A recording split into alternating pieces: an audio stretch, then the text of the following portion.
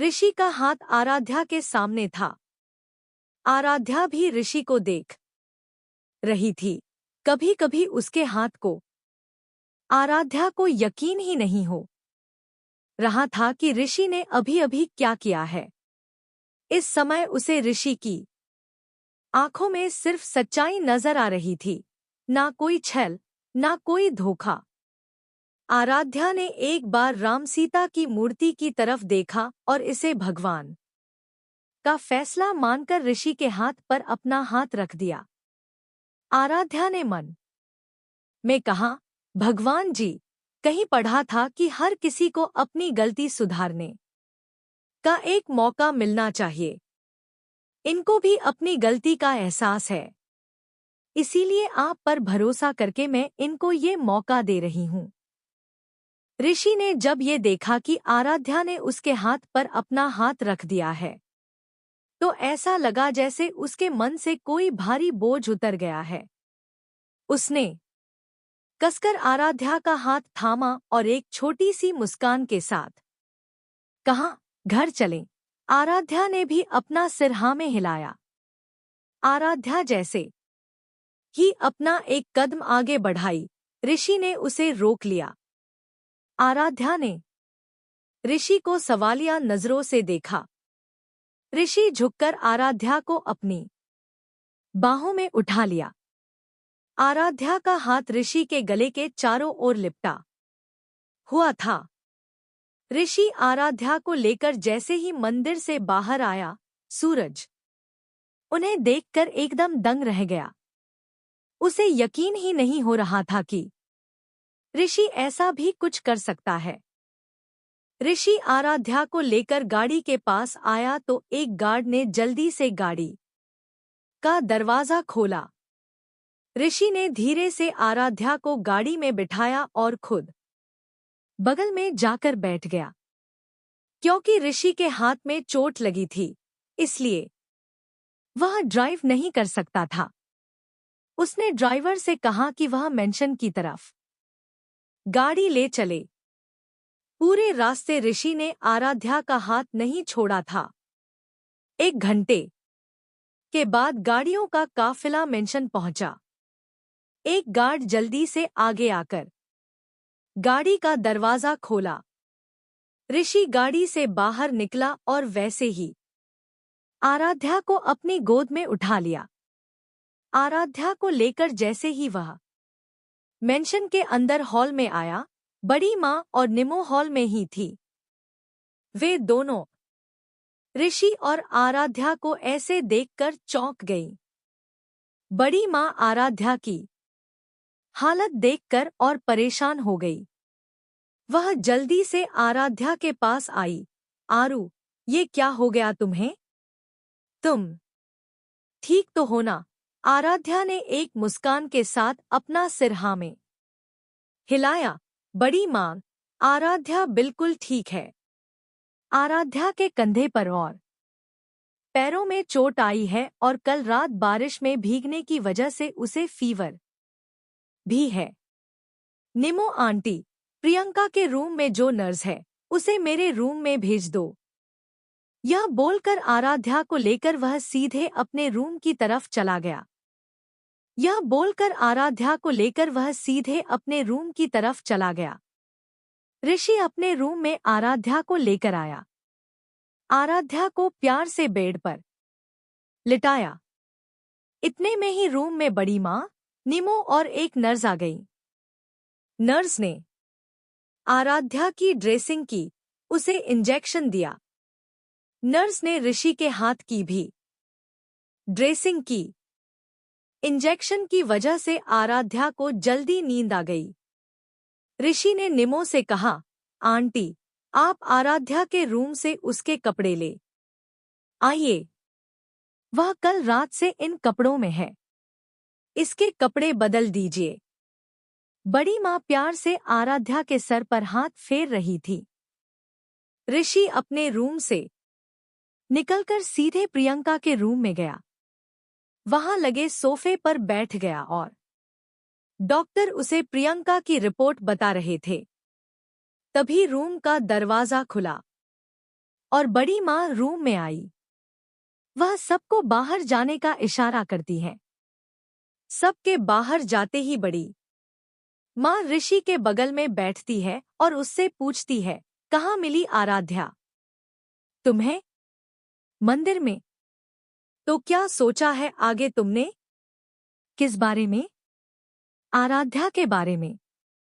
क्या सोचा है तुमने? अब क्या कहना चाहती है? बदी माँ, मुझे समय में नहीं आ रहा। घर से निकलकर मंदिर में जाकर बैठ गई। पता है क्यों? क्योंकि उसका कोई घर नहीं है। दुनिया में उसका कोई भी नहीं है। बेजुबान, बेसहारा लड़की पूरी दुनिया में अकेली है। ऋषि ने बड़ी माँ की बात बीच में काटते हुए कहा, वो बेसहारा नहीं है। मैं हूं उसके साथ। तुम तो अपना मकसद पूरा करके उसे फिर से अपनी जिंदगी से बाहर निकाल दोगे। पहले मैंने उससे शादी मकसद से की थी, पर आज मैंने भगवान को साक्षी मानकर उसका हाथ थामा है। आज मैंने उसकी मांग में सिंदूर किसी मजबूरी से नहीं, इस रिश्ते को निभाने के लिए भरा है। मैं नहीं जानता कि मैं कभी आराध्या से प्यार कर पाऊंगा या नहीं, पर आराध्या को वो पूरा सम्मान मिलेगा जो मेरी पत्नी को मिलना चाहिए। आज इस रिश्ते में कोई मजबूरी नहीं है, एक दूसरे के लिए सम्मान है। पर मैं पूरी कोशिश करूंगा कि आराध्या को खुश रख सकूं। बड़ी माँ ऋषि के मुंह से ये सब सुनकर बहुत खुश हुई। मन में यही सोच रही थी कि चलो शुक्र है, ऋषि ने अपने रिश्ते की शुरुआत तो की, कम से कम उसने आराध्या की तरफ अपना पहला कदम तो बढ़ाया। बड़ी माँ उसके सर पर प्यार से हाथ रखती है और वहां से उठकर जाने को होती है, तो ऋषि उनका हाथ पकड़ता है और उनकी तरफ देखकर कहता है, बड़ी माँ, आपने मुझे माफ कर दिया ना? मैंने तो तुम्हें उसी समय माफ कर दिया था जब तुमने आराध्या को अपनाया था। अब तो मैं बस यही चाहूंगी कि तुम और आराध्या अपने रिश्ते की एक नई शुरुआत करो। इस बात पर बड़ी माँ की तरफ देखकर ऋषि मुस्कुरा दिया। रात का वक्त ऋषि जब अपने कमरे में आया तो देखा कि आराध्या अभी तक सो रही है। ऋषि आराध्या के पास गया, उसके सर पर हाथ रखकर उसका फीवर चेक कर रहा था। आराध्या का फीवर पूरी तरह से उतर चुका था। यह देखकर उसे थोड़ी राहत मिली। उसने उसे ब्लैंकेट से अच्छे से कवर किया और रूम की लाइट्स ऑफ करके बाहर आ गया। नीचे डाइनिंग टेबल पर बड़ी माँ ऋषि का वेट कर रही थी। ऋषि आकर डाइनिंग टेबल पर बैठता है। आरू कहाँ है? वो उठी नहीं अभी तक। उसका खाना रूम में भेजवा देना। जब उठेगी तो मैं खिला दूंगा। बड़ी माँ हल्का सा मुस्कुराती है। उन्हें यह जानकर काफी खुशी मिलती है कि ऋषि आराध्या के प्रति अपनी जिम्मेदारियां समझ रहा है। ऋषि डिनर करके अपने रूम में गया। उसने आराध्या का डिनर रूम में ही मंगवा लिया था।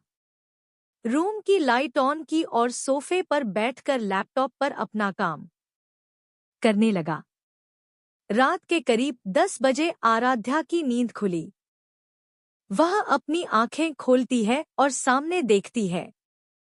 सामने सोफे पर ऋषि लैपटॉप पर बैठकर अपना काम कर रहा है। आराध्या पहले ऋषि को देखती है, फिर इधर-उधर नजर दौड़ाती है।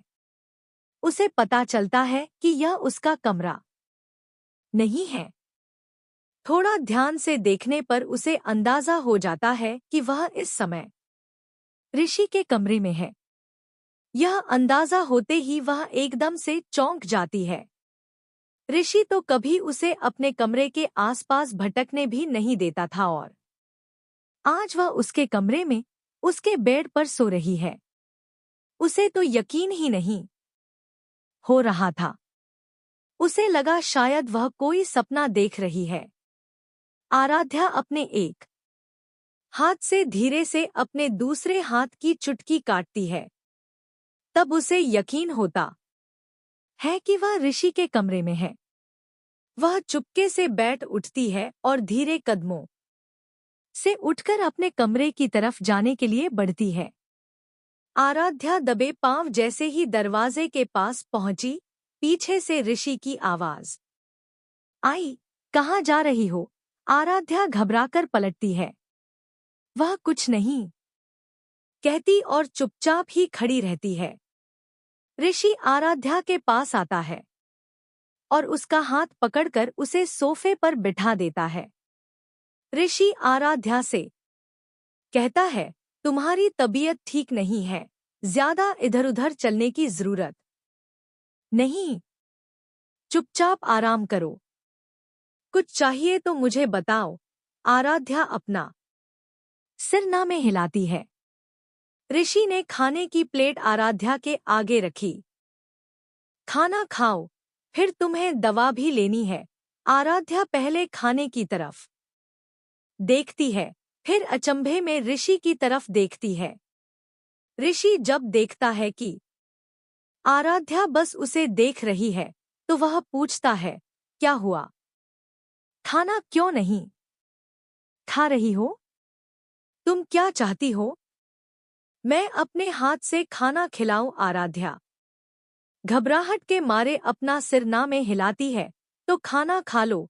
आराध्या चुपचाप खाने की प्लेट उठाती है और खाना खाने लगती है और ऋषि अपने लैपटॉप पर काम करने लगता है। थोड़ी देर बाद जब आराध्या का खाना खत्म हो जाता है तो ऋषि उसे दवा पकड़ाता है। आराध्या दवा खाती है। आराध्या ऋषि को चुरा चुरा कर देखती है। वह अभी भी लैपटॉप पर अपना काम कर रहा होता है। आराध्या चुपचाप उठकर दरवाजे की तरफ जाती है, पर जैसे ही वह एक कदम आगे बढ़ती है, फिर से ऋषि की आवाज आती है, अब कहाँ जा रही हो? आराध्या पलटती है और ऋषि की तरफ देखती है। आराध्या ऋषि को इशारों में बताती है कि वह अपने कमरे में जा रही है। ऋषि, जिसे कुछ समझ में नहीं आया कि आराध्या ने इशारों में क्या बताया, यार, एक तो तुमसे बात करते समय दमसराज खेलना पड़ता है। डोंट वरी, मैं जल्दी इसका कोई तरीका ढूंढ लूंगा जिससे मैं तुम्हारी बात समझ सकूं। फिलहाल मुझे कुछ समझ नहीं आया तुमने क्या कहा। आराध्या फिर अपनी एक उंगली से पूरे कमरे की तरफ इशारा करती है, फिर अपनी तरफ इशारा करती है और फिर वह बाहर के दरवाजे की तरफ देखती है। ऋषि को कुछ कुछ समझ में आता है कि वह कमरे की बात कर रही है। तुम कमरे की बात कर रही हो? आराध्या अपना सिर हाँ में हिलाती है। तुम ये कहना चाहती हो कि ये तुम्हारा कमरा नहीं है और तुम्हें अपने कमरे में जाना है? आराध्या अपना सिर हाँ में हिलाती है। ऋषि एक गहरी सांस लेता है और सोफे से उठकर आराध्या के सामने आकर खड़ा हो जाता है। देखो, अगर तुम जाना चाहती हो तो मैं तुम्हें रोकूंगा नहीं, पर तुम चाहो तो यहाँ रह सकती हो। मेरा मतलब है इस कमरे में रह सकती हो, मुझे कोई प्रॉब्लम नहीं है। मतलब मेरा कमरा काफी बड़ा है, लेकिन मैं तुम्हें फोर्स नहीं करूंगा। मर्जी तुम्हारी है, तुम जहां मर्जी वहां रह सकती हो। आराध्या ऋषि को ऐसे देख रही होती है जैसे वह दुनिया का 8वां अजूबा देख रही हो। आराध्या अपना सिर गोल गोल घुमाती है। बेचारे ऋषि को समझ में ही नहीं आया उसने हाँ कहा या ना कहा। आराध्या ऋषि के रूम से बाहर चली गई। ऋषि को लगा आराध्या ने ना कहा, वह उसके साथ एक कमरे में नहीं रहना चाहती। ऋषि दोबारा सोफे पर बैठ गया और लैपटॉप पर अपना काम करने लगा, पर रह रहकर उसका ध्यान आराध्या की तरफ जा रहा था। बेचारे ऋषि ने आराध्या की तरफ अपने रिश्ते को सुधारने की पहल की, तो आराध्या ने अपने कदम पीछे ले लिए। यही सोचकर उसे और अफसोस हो रहा था। ऋषि यह सोच ही रहा था कि तभी उसके रूम का दरवाजा खुला। ऋषि ने नजरें उठाकर देखा तो रूम के दरवाजे पर आराध्या खड़ी थी। उसके हाथ में कुछ कपड़े थे। आराध्या उन कपड़ों को लेकर ऋषि के सामने आ गई और उससे इशारों में पूछने लगी, इसे कहाँ रखूं? आराध्या अपने कपड़े लेकर ऋषि के सामने खड़ी थी। उसे ऐसा लग रहा था जैसे उसे देखा जा रहा हो। आराध्या ने फिर ऋषि से पूछा, मैं अपने कपड़े कहाँ रखूंगी? तभी ऋषि का ध्यान टूटा और उसने अलमारी की तरफ इशारा किया। वहां, उस तरफ, ऋषि ने कहा। आराध्या अलमारी की तरफ चली गई। जैसे ही उसने अलमारी खोली, उसमें पूरी जगह ऋषि के ही कपड़े थे। उसके कपड़े के लिए जगह नहीं थी। आराध्या ने नजरें घुमाकर ऋषि को देखा। ऋषि ने पहले आराध्या को देखा, फिर अपनी अलमारी की तरफ देखा तो सच में उसकी अलमारी में 1% भी जगह नहीं थी जहां आराध्या अपने कपड़े रख सके। जगह बना देता हूं, ऋषि ने कहा। ऋषि ने वहां से अपने कुछ कपड़े उठाए और उन्हें ले जाकर क्लासेट में रख दिया। आराध्या ने वहां पर अपने कपड़े रख दिए। रात काफी हो गई थी। ऋषि ने आराध्या से कहा, रात काफी हो गई है, तुम सो जाओ। आराध्या बेड की तरफ गई। ऋषि का किंग साइज बेड था। आराध्या एक कोने में जाकर ब्लैंकेट ओढ़कर सो गई। ऋषि सोफे पर बैठा लैपटॉप पर अपना काम कर रहा था। रात के करीब 2 बजे उसका काम खत्म हुआ। जब वह सोने के लिए अपने बेड पर गया, तो देखा आराध्या पहले से वहां पर एक छोटे से बच्चे की तरह सो रही थी। आराध्या सोते हुए बहुत क्यूट लग रही थी। ऋषि ने आराध्या को देखा और उसके चेहरे पर हल्की सी मुस्कान आ गई। उसने देखा आराध्या का ब्लैंकेट अस्तव्यस्त हो गया था। ऋषि आराध्या के पास गया और उसने उसे ढंग से ब्लैंकेट ओढ़ाया और बेड की दूसरी तरफ जाकर लेट गया। बेड इतना बड़ा था कि दोनों एक एक कोने में लेट रहे थे, फिर भी बीच में जगह बाकी थी। आराध्या सोई हुई कली की तरह लग रही थी। ऋषि उसे प्यार से निहार रहा था और ऐसे ही करते करते उसकी आंख लग गई। दोनों की एक आदत थी, दोनों को नींद में छेड़छाड़ पसंद नहीं थी, इसीलिए ऋषि जहां सो रहा था वैसे ही सोता रहा और आराध्या जैसे सो रही थी वैसे ही सोती रही। दोनों एक दूसरे से टच नहीं हुए। अगले दिन सुबह रूटीन के मुताबिक आराध्या की आंख 6 बजे खुल गई। आराध्या ने देखा कि ऋषि उसके साइड में लेटा हुआ है। वह एक पल के लिए झटके से उठ गई। फिर उसने ध्यान दिया कि उन दोनों के बीच अभी भी काफी दूरी है। यह देखकर उसे थोड़ी राहत मिली। जल्दी से उठकर नहा धोकर नीचे आ गई। रोज की तरह बड़ी माँ आज भी मंदिर में थी। आराध्या सीधे उनके पास चली गई। आज आराध्या के चेहरे पर अलग ही नूर था, जो बड़ी माँ ने नोटिस कर लिया। क्या बात है, आज तो बहुत चमक रही है, बड़ी माँ ने कहा। आराध्या ने शर्म से अपनी नजरें नीची कर ली। चेहरे पर चमक तो होगी ना बड़ी मालकिन, बहुरानी रात छोटे मालिक के कमरे में थी, निमो ने कहा। क्या सच में तुम रात ऋषि के कमरे में थी?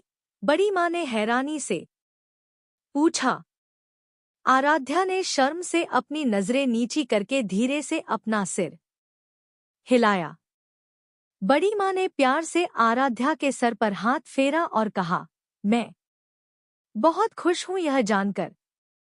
ऋषि को अपनी जिम्मेदारियों का एहसास हुआ है। आराध्या, तुमसे एक बात कहूं। आराध्या ने अपनी गर्दन हिलाई। आरू, मेरा ऋषि बचपन से अकेला ही रहा है। उसे नहीं पता रिश्ते कैसे निभाते हैं। तुमसे शादी भी उसने एक मकसद के लिए की थी। पर देखो, उसे अपनी गलती का एहसास हुआ और आज वह अपने रिश्ते को सुधारने के लिए आगे बढ़ रहा है।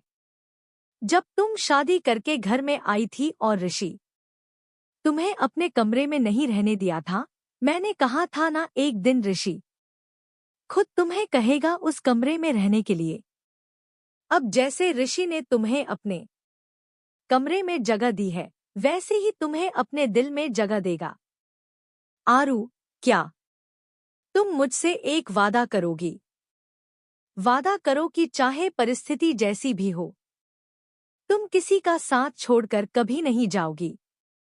आराध्या धीरे से अपना हाथ बड़ी माँ के हाथ में रखती है और मुस्कुराकर सिर हिलाती है। बड़ी माँ यह सुनकर काफी खुश होती है। पूजा करने के बाद आराध्या निमो के साथ किचन में आती है और बड़ी माँ रामायण का पाठ करने लगती है। निमो नाश्ते की तैयारी करती है। आराध्या जल्दी से कॉफी बनाती है और ऋषि के रूम में जाती है। आराध्या जब रूम में पहुंचती है, तब उसे बाथरूम से पानी चलने की आवाज आती है। वह समझ जाती है ऋषि नहा रहा है। वह कॉफी को टेबल पर रखती है। ऋषि के कपड़े निकालकर बेड पर रख देती है। लैपटॉप और फाइलें समेटकर उसके बैग में डाल देती है। उसका पर्स, घड़ी, मोबाइल और रुमाल सभी ड्रेसिंग टेबल पर रेडी रख देती है।